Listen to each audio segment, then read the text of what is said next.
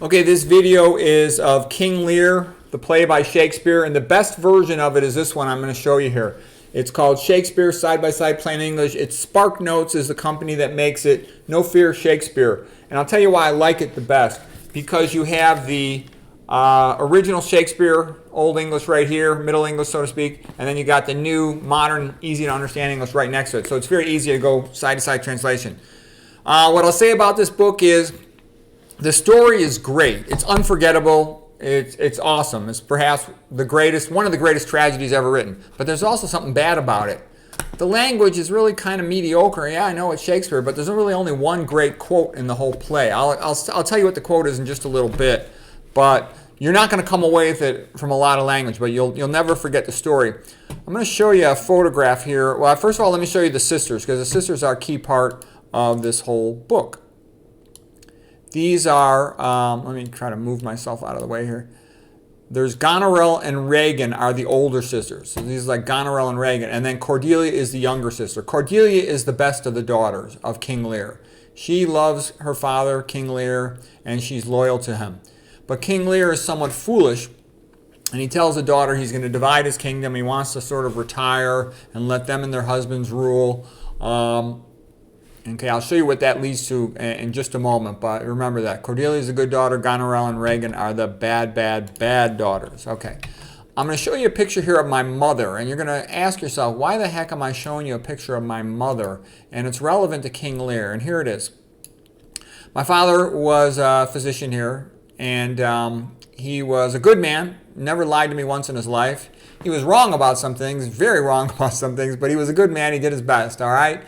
He's a little bit, though, also like sort of the chump who pays the bills. He's working quite a lot. He was a good role model. I learned a lot from him about, being a hard worker and reading a lot. But my mom was the one who ran the whole family. She was the matriarch of the entire extended family. Everybody in the family liked or loved my mother, and they would all come to see her. So at Mother's Day, we'd have over 100 people in our house, okay? And my mom made it all work. She didn't have to work at all. My dad made plenty of money. So because of that, she'd be on the phone calling everybody up, telling them, you must come over for Thanksgiving, Easter, Christmas, whatever it was. And we'd have over 100 people in our house sometimes for these events. And, not always that many, but there was always a bunch of people at our house for all the holidays because of my mother. And she would make everybody get along. Some of the people, really didn't like each other, but she would sort of force them to be nice to each other or sit them in such a way they weren't next to somebody who they didn't like. And she kept the family together. That's highly relevant because when my mother died, all these people stopped speaking to each other because they all lived far away. They no longer felt the need to come see each other on the holidays, and they all just drifted apart. So nothing could hold together without a good leader. And men tend to be workaholics like myself, so they're not going to ever get on the phone and call a bunch of people to show up. So you need a female matriarch. But in the modern, more recent generations, the women tend to be working all the time, so they're too tired and they don't have the energy or they don't have the personality to hold their extended families together. Whereas my mom didn't have to work, so it was a pleasure for her to keep the extended family together. That's highly relevant because what happens in King Lear is once he relinquishes leadership, everything starts falling apart and there's one disaster after another. So you remember that. If there's somebody in your family who's very social, even if they don't do anything else, that's highly valuable, extremely valuable. So here's King Lear where he's making his announcement. He's going to retire, and his daughters must profess to him how much they love him, and he'll decide how to divide the kingdom based on that. So Goneril and Regan sit there, praise him, and tell him, oh, we love you so much, to the heavens, you're so great and wonderful. And Cordelia says, I love you as a daughter should, neither more nor less. And King Lear is outraged at Cordelia's lack of exuberance putting on a show, and he disowns her. And he again gives half the kingdom to the two evil older sisters, Goneril and Regan. And then the chaos starts after that. Okay, so there's Cordelia, sad, disinherited. She goes and marries the King of France.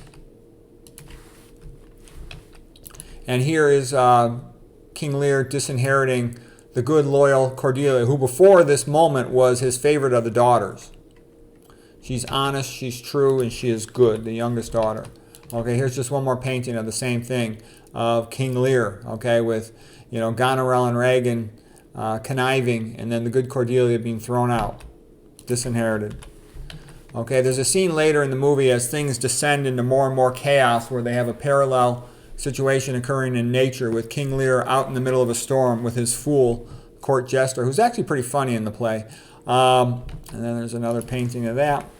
Here's another painting of King Lear in the storm with the Fool. The omen, the portent of what's coming. And what happened in there was a civil war, okay? So here's again King Lear, and there's some other men who are loyal to him, like Gloucester and Kent and poor Tom, you know, Edgar, son of Gloucester. In the actual play, that becomes relevant. Later on, he finally briefly reunites King Lear with Cordelia. Here's one painting of it. After they fight, the French fight Edmund and Goneril and Regan and their forces and Albany, and the British win. Okay, so King Lear is taken prisoner along with Cordelia. All right, and then sadly Edmund, the sort of evil bastard son of Gloucester, he ordered his men to execute Cordelia, so she was killed, and King Lear sees her dead, and he's brokenhearted, and he dies of grief himself. Edmund was also killed. The whole thing was a total disaster. Basically, once King Lear relinquished his power and gave it to the evil sisters Goneril and Regan, they both fought each other to have an affair with Edmund, and the whole thing descended into chaos. It's one disaster led to another disaster, led to another disaster, led to another disaster, because there was no one to sort of keep people together and get them to be nice to each other. People are never going to be perfectly happy, but you need somebody that, or some rules, like, Christian ethics. Love thy neighbor, give each other the benefit of the doubt. That what you do, at least to my brother, and you do it to me. You need something like that, or if everybody just goes based on their own short-term ambition with no concern for the others, you end up with a disaster. So you should read King Lear just because it's an absolute disaster, and it's like one of the most memorable plays of all time, even though the language is not really that great. So a well-told story that feels real in terms of all the characters' behavior, emotions, and events is called verisimilitude. And King Lear does have good verisimilitude. And it reminds me of the novelist Charles Dickens from England, especially one of his books, like David Copperfield, okay? It's an entertaining story, but there's not barely a memorable line in the whole book, okay?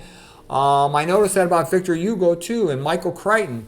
There would be a magnificent, tightly told story that engaged you from start to finish, but they don't leave you with hardly any quotable quotes. You remember the story, but not the quotes, versus, as I had mentioned before with Oscar Wilde, the story might be kind of weak, but you got lots of great quotes, and it's nice to have both, ideally. And so the only good line I really liked is, as King Lear had relinquished his kingdom, then the evil daughters, Goneril and Regan, had tremendously increased power along with their husbands. And when King Lear would go to visit him, he initially started out with an entourage of 100 knights. And they said, oh no, you must fire those knights. You can't afford them. You don't need them. And then they finally wanted to get rid of his last knight, get rid of all of his knights. And they said, look, you don't need them. There's no reason for you to have all these knights. And King Lear felt terrible about losing all his power and his prestige and his authority. And when they said, there's no reason for you to have those knights, he said, oh, reason not the need. Let me keep my knights. And they were just trying to take all his power away from him and have total control. That was the greatest line in the movie. Oh, reason not the need. Yeah, some things aren't based on reason. They're based on emotion, gut feeling, and stuff. So anyways, King Lear, Sparks Note version, side-by-side text, making it easy to read. I thought it was very entertaining. I read the whole thing in just 2 hours while I was walking on a treadmill. So I'm having a little fun. I'm going through the Shakespeare stuff. His best play is Hamlet. There's no doubt about that. Anyways, I hope you found that helpful.